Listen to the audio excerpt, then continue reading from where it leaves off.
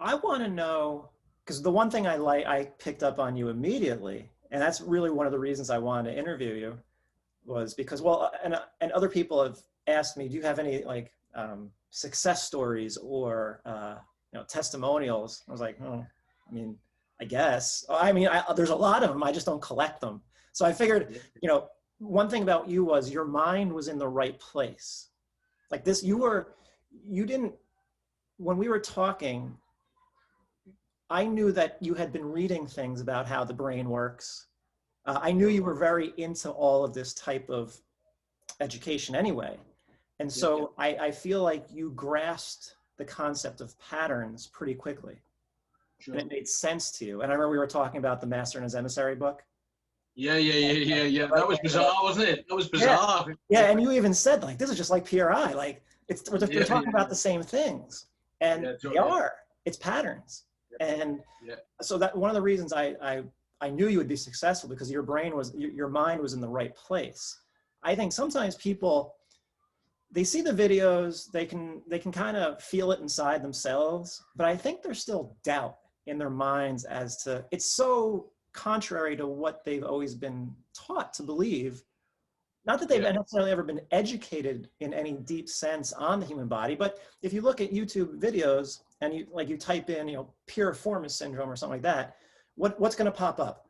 Do this one stretch and your piriformis syndrome is going to go away. Stretch the piriformis, not understanding this whole big picture of the unity of the body, which the acupuncturists understand. The unity, like they just never saw, I think, this underlying pattern of right dominance.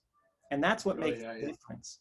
So with the techniques that I gave you, so the intellectual and mindful buy-in to what I was saying, it was there with you from the beginning. But was there something you struggled? Was there anything about the technique? Because the techniques are not simple. And was there anything that you struggled with the techniques themselves, or anything about? No, not really. No. No. I think I was probably in the right place because I'd done a bit of Feldenkrais and Somatics, and I'd seen some results from that. Yeah. So I was really surprised that the Feldenkrais and Somatics didn't work. I was like really surprised because it's so intuitive. It's so, and it's based on the same stuff that you're doing in PRI, which is that these muscles don't have a mind of their own. These tendons don't have, the tendons are just attached to the muscles, and the brain's controlling the muscles. And so, and there's a pattern there, and they work on, coordinated patterns in Feldenkrais and in Somatics.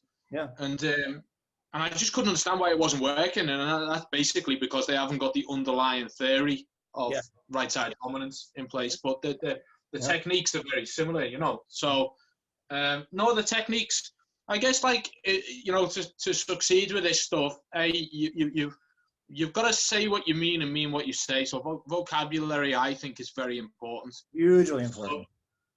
So forget stretch, forget strengthen. It has nothing to do with that, nothing whatsoever. Right.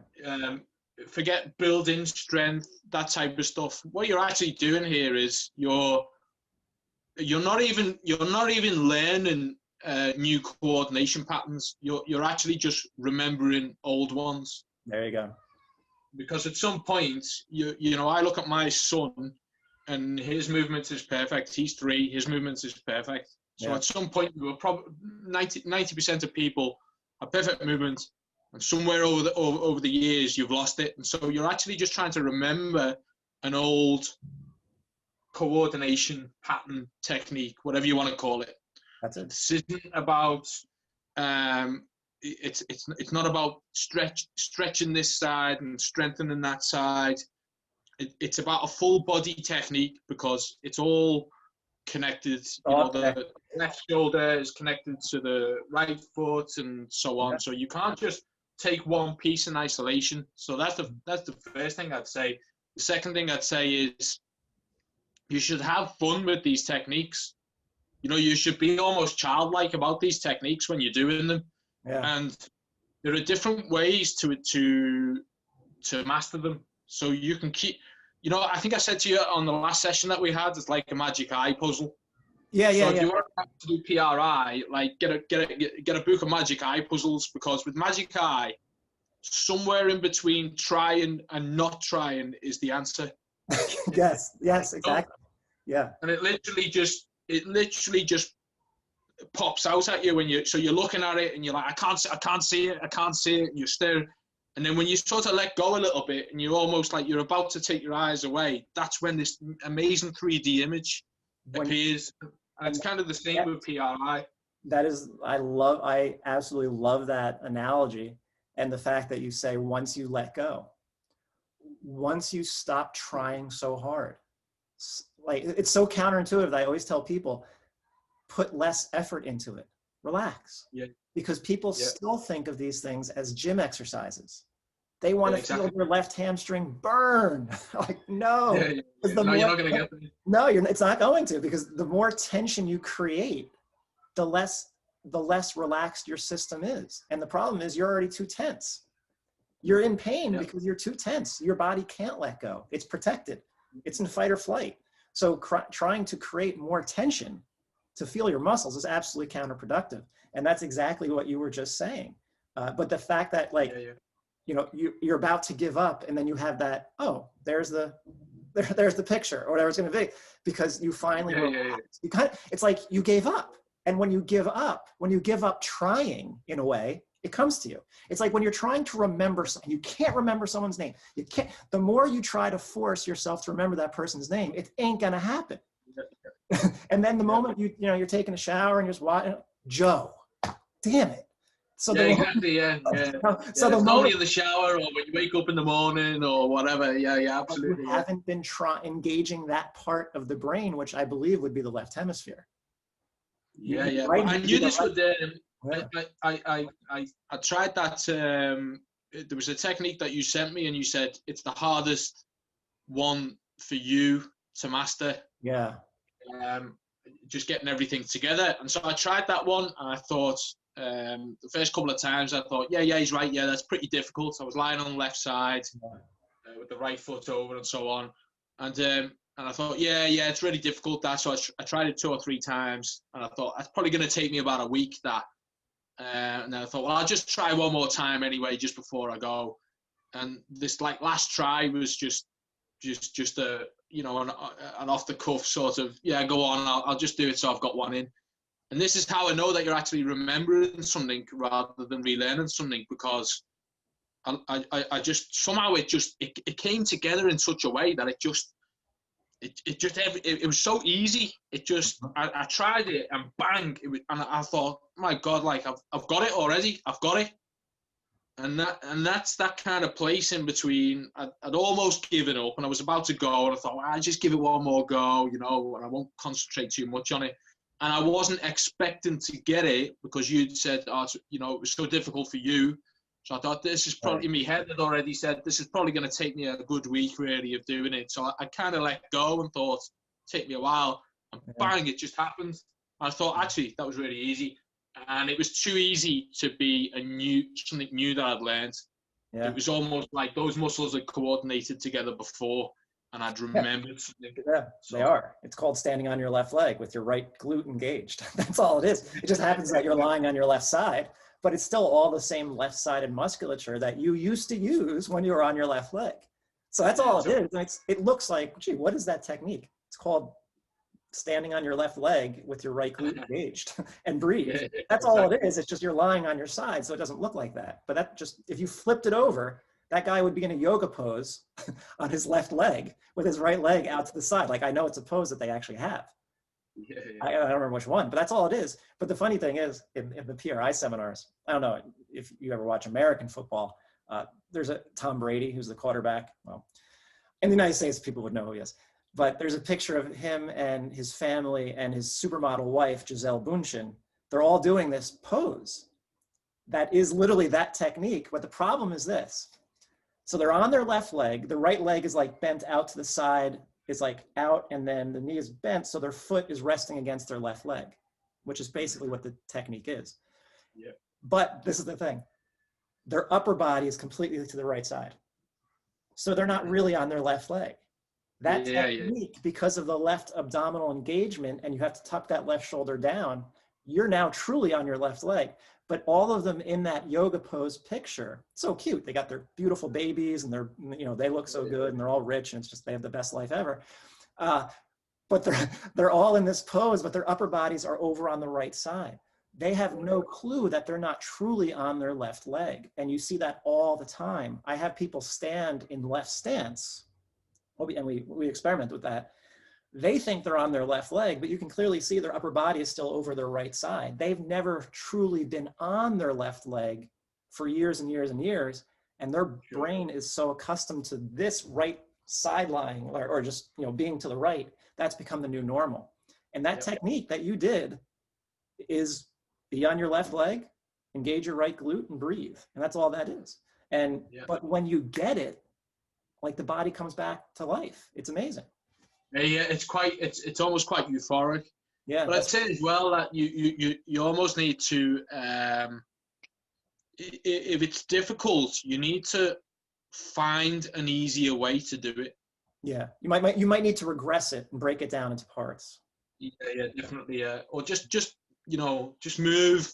If you're doing the floor exercises, then, you know, move your hip back or forward, or like position yourself a little bit differently, because again, you're not trying to do these so many times that you strengthen a muscle that makes you competent at it. Right. You're trying to find the coordinated pattern that works to do that movement, if that makes sense. So I'd say as well, and I'd say just do them till you're bored. When you're bored with them, just stop doing them. Just like be childlike about it and just do them whilst they interest you. And then when you start losing a bit of interest, move on, do the next one, and then do the same the next day and the next day. Yeah, and again, that's great. That's like when people hate these exercises or techniques, it's very hard. Like it's hard to make progress with them because they don't want to do them. So you know, it's hard to find, especially online, it's hard to find a way to get people to do, and that goes with exercise in general or anything else in life. If you don't like to do it, it's very hard to be happy and you know, being happy, like you're saying, you know, play with it. Be like a kid when you're doing these techniques. If you take them too seriously, you know, you're going to hate it. And what does that puts your mind, it goes back to the idea of buy-in. Do you believe this will work? Do you enjoy doing this? If you hate doing your job, if you're living in a stressful environment, if you're constantly anxious, these techniques might not work that well because you can't manage the other part of your life. I've known this myself. And you know, that's why it's this all-encompassing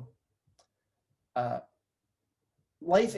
PRI techniques are great, but there's other parts of life that also have to be managed for these techniques to work the way they're intended to work. And I think that's a big deal. We were talking the other day as well, weren't we, about how for me it works in both directions. Yeah. So I meditated every day, twice a day for 45 minutes for over a year. It's going back a while now. It was about 6 or 7 years ago. And it definitely changed me. It definitely changed the way I dealt with situations and my outlook on things. I wasn't as bothered about politics and so on. But it never had any impact on these injuries. So it obviously never had any impact on the motor, the motor system, or the nervous system. But doing the PRI techniques, it does seem to have an effect on my mindset. So I do seem to have moved away a lot more from the political videos and so on, and I'm dealing with situations slightly differently since I've been doing the PRI. So it does work in both directions. It seems like when you work with your brain, it doesn't affect your body, but certainly when you work with your body, it definitely does affect your brain, which I think is just an added bonus, really, because I came into this to try and get out running, basically, to just try and get out and get a few runs under my belt. But I think there's a real pot of gold at the end of the rainbow with this stuff. It's very intuitive, and it's very you can't really separate the body from the brain. I don't think it's this whole healthy body is healthy mind and so on. So I think you can probably make your life, your life easier with PRI if you you know, maybe meditate a little bit. Probably, you know, I've always found, you know, things like caffeine, nicotine, alcohol, those types of substances are not good for my creativity or visualization skills. Right. And I don't know if they share the same brain sense, but they're probably not good for PRI or Feldenkrais or Somatics either. So I'd say if you're going to do your techniques, probably do them when you get out of bed in the morning, or, you know, before you've had coffee and whatnot. But there's a real, there's a lot more to this than meets the eye. This isn't physio. It's not like, they're not exercises, you know.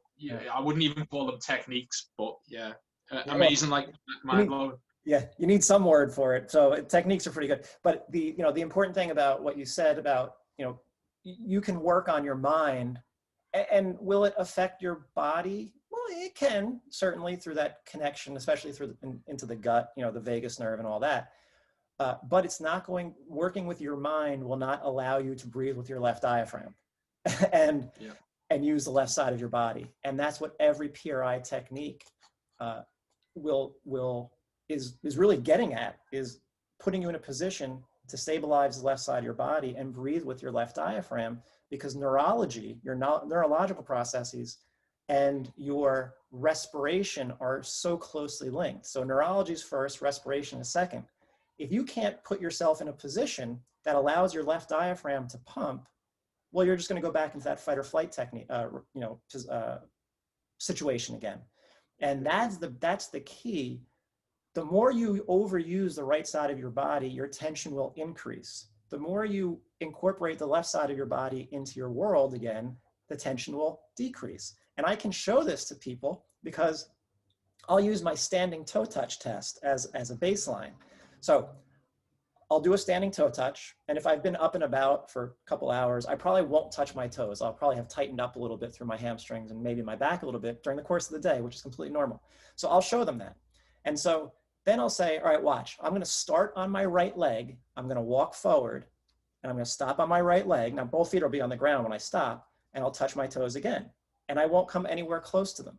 Then I'll switch it. I'll shift my weight to the left leg. I will start walking by pushing with my left leg first. I will stop with my left leg, have both feet together, and then I can almost palm the floor.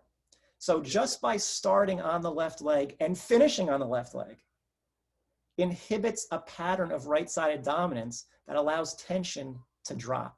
I didn't get more range of motion. My brain relaxed. That was nothing stretching, but that's the issue. Most people will start on the right leg and finish on the right leg, on the outside of that right foot. And the more you do that, the more tension is driven up, because the right side of our body is more sympathetically driven. That's why I have a video called Annihilating My Right Side. I put, an earplug in my right ear, tissue paper in my right nostril, and covered my right eye in order to feel my left hamstring, which I could never feel in an upright position. That's the only way I could do it before I got my eyes worked out properly. So I'm just dropping tension. That's all that does, is bring down overly tense body, because I've been overusing this right side too much. And it's just so it will make neurological changes at the same time, because it allows your body to relax. And just working on your mind won't really do that to the same effect. It'll help, but it's not going to have that immediate impact like it does just breathing with your left diaphragm for the first time.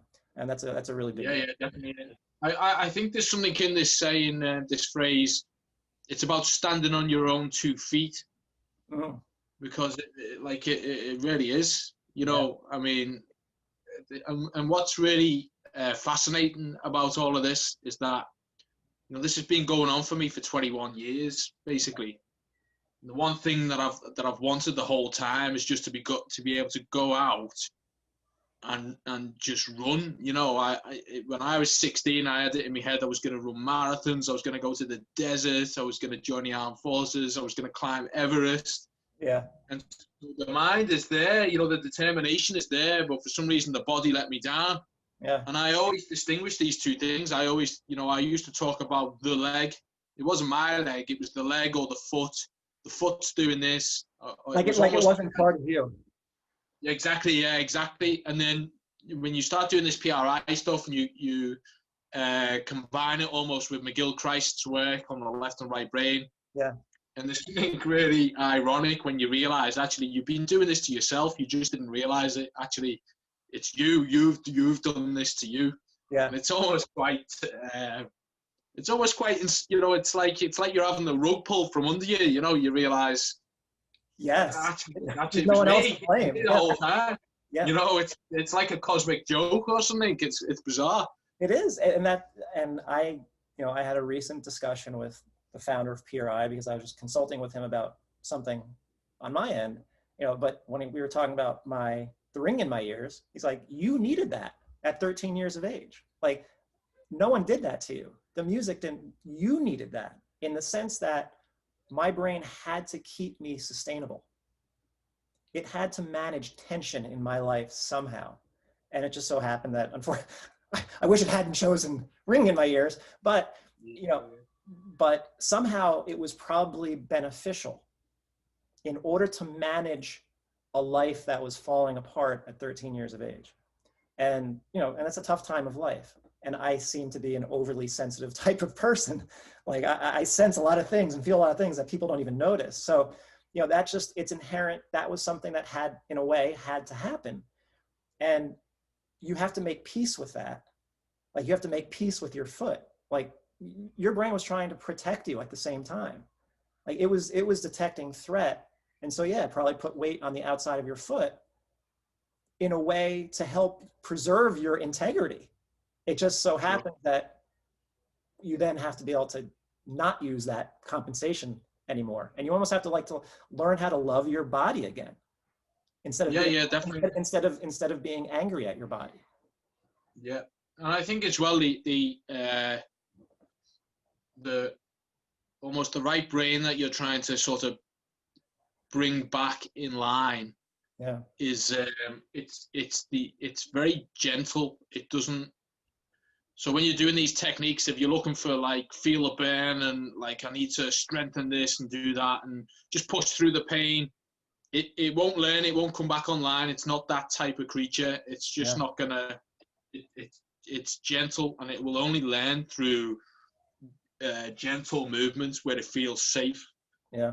Absolutely. So you know, little by little with these techniques, little by little, and gradually, I think it just grows in confidence and thinks, okay. Yeah. It will not learn from anything arduous or under duress. That's kind of like that left brain stuff. That's what's been going on the whole time. Exactly. That's what that deals with.